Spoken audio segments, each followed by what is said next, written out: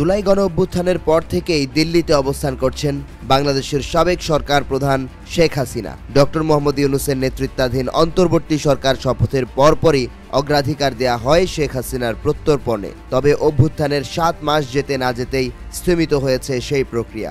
এমনকি সরকারের পক্ষ থেকেও পাওয়া গেছে সুর নরমের ইঙ্গিত। ঠিক এমন পরিস্থিতিতে ভারতের সঙ্গে যৌথ নৌমহড়ায় অংশ নিল বাংলাদেশ।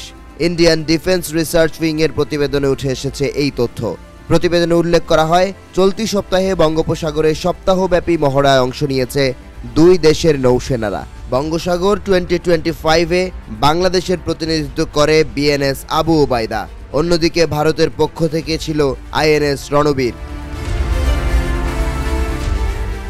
ইন্ডিয়ান নেভির মুখপাত্র জানান, এই মহড়ার ফলে 2 দেশের নৌবাহিনীর মধ্যে আঞ্চলিক নিরাপত্তার যৌথ প্রতিশ্রুতিগুলো আবারও ঝালিয়ে নেওয়া সম্ভব হয়েছে। পাশাপাশি ভারত ও বাংলাদেশের নৌবাহিনীর মধ্যকার কৌশলগত পরিকল্পনা, সমন্বয় ও তথ্য আদান প্রদান জোরদার করার নতুন সুযোগ হিসেবে সামনে এসেছে এই মহড়া। মুখপাত্রের আশা, সমুদ্র পথের ঝুঁকি মোকাবেলায় একসঙ্গে কাজ করবে ঢাকা ও নয়াদিল্লি।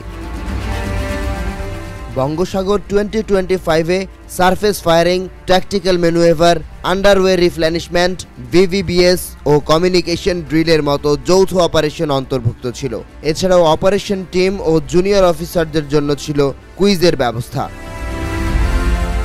এর আগে গেল ডিসেম্বরে প্রত্যর্পণ চুক্তির আওতায় ভারতকে কূটনৈতিক নোট পাঠায় বাংলাদেশ। যদিও এর 3 মাস পেরিয়ে গেলেও চিঠির জবাব দেয়নি নয়াদিল্লি। গেল বৃহস্পতিবার বিষয়টি নিশ্চিত করেন পররাষ্ট্র মন্ত্রণালয়ের শীর্ষ কর্মকর্তা মোহাম্মদ রফিকুল আলম। জানান, ভারতের কাছ থেকে চিঠির জবাব পাবার পর নেওয়া হবে পরবর্তী পদক্ষেপ। ফেব্রুয়ারির শেষ ভাগে ভারতের পররাষ্ট্রমন্ত্রীর সঙ্গে বাংলাদেশের পররাষ্ট্রমন্ত্রী বৈঠক করেন। ওমানের মাসকাটে বৈঠকের পর তৌহিদ হোসেন জানান, শেখ হাসিনার প্রত্যর্পণ নিয়ে নির্দিষ্ট করে আলোচনা হয়নি। ইন জেনারেল সব বিষয় নিয়ে আলোচনা হয়েছে।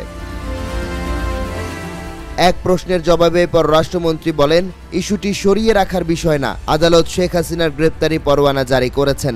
সরকারও বিধি মেনে প্রত্যর্পণের চিঠি পাঠিয়েছে। তার অর্থ এই নয় যে বাকি সবকিছু নিয়ে বসে থাকবে অন্তর্বর্তী সরকার। বৈঠকটিকে 2 দেশের সম্পর্কে উদ্বেগ দূর করার বিষয়ের সাধারণ আলোচনা বলেও মন্তব্য করেন তিনি।